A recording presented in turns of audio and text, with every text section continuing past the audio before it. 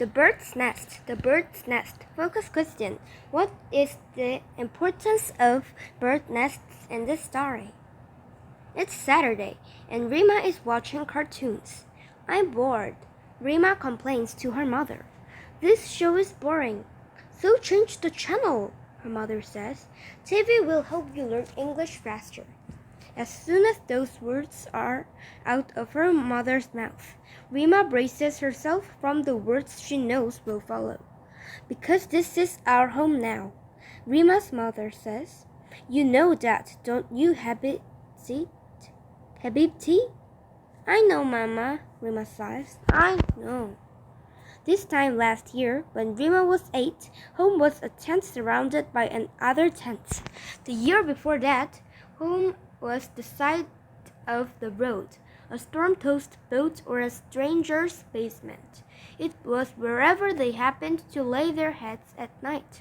The year before that, though, when Rima was 6, home was a house in a city called Aleppo, in the country of Syria. Home had a big window in the kitchen where black and white-tailed birds came to roost. It had a carpet in the living room that smelled of honey and flour, and a bedroom with a perfect view of the moon. Rima's journey to America. Rima and her mother left Syria because of civil war, becoming refugees. Since 2011, millions of Syrian families have fled their country and become refugees all over the world. A refugee is a person who is forced to leave his or her country to seek safety in another country. The term comes from the word refugee, which means a safe place, the very thing that refugees are in search of.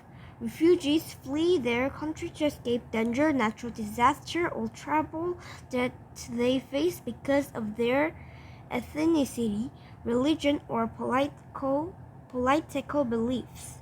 Refugees usually leave behind their family and friends, homes and communities. Now home is here. A tiny apartment in America, with a mother who speaks in a hushed voice wherever she mentions Syria. Rima wishes she wouldn't tiptoe around the reality. Her mother always protected her, though.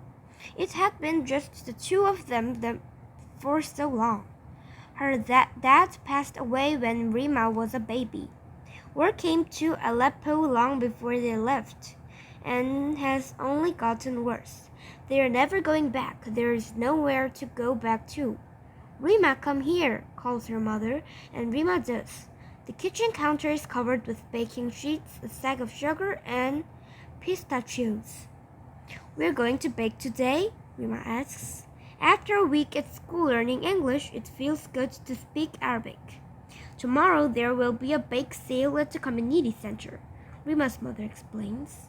Bake sale? Rima asks. What's that? Those of us who are new here will bake our favorite sweets from Syria, her mother says. Americans will come to buy them and try sweets from our homeland. Her mother opens the refrigerator and pulls out a box of phyllo dough noodles.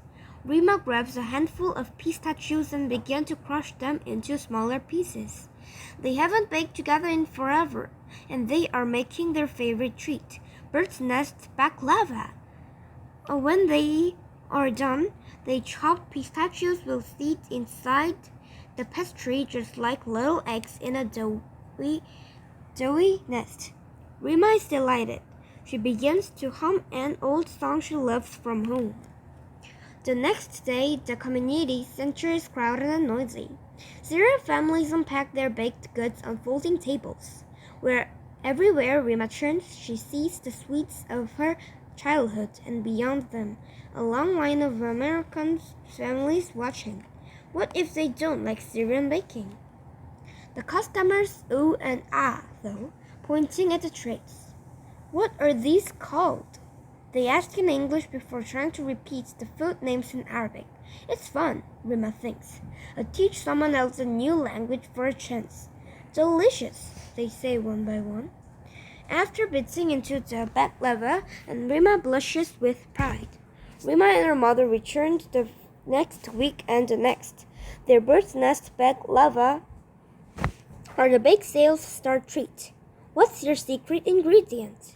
Another family asks. But there is none. Just the joy Rima and her mother share in the kitchen.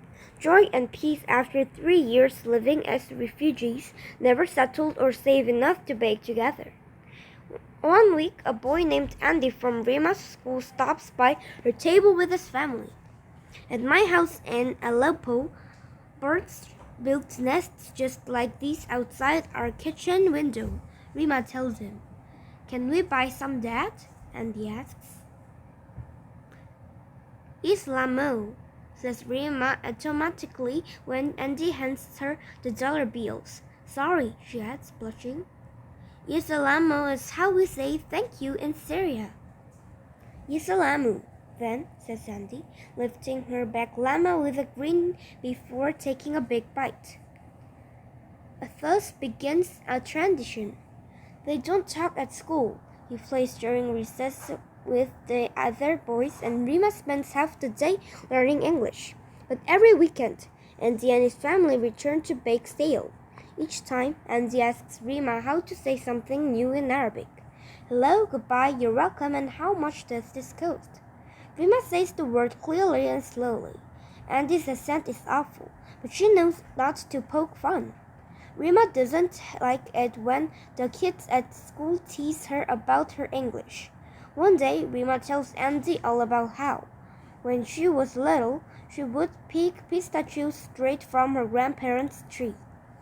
You must miss it there, Andy says, and suddenly Rima's eyes filled with tears. Ashamed, she ducks her head. If he noticed, though, he doesn't let on. Instead, he just smiles, a kind smile, Rima thinks, and waves goodbye. Afterward, as they pack up, Rima's mother says, Habibti, who is that boy who always talks to you? A friend?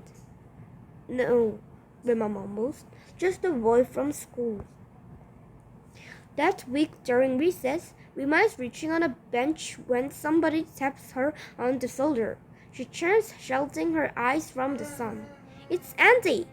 I want to show you something, he says. Okay, Rima says. It takes a moment for her brain to shift from reading to Arabic to speaking English. Reading in Arabic to speaking English.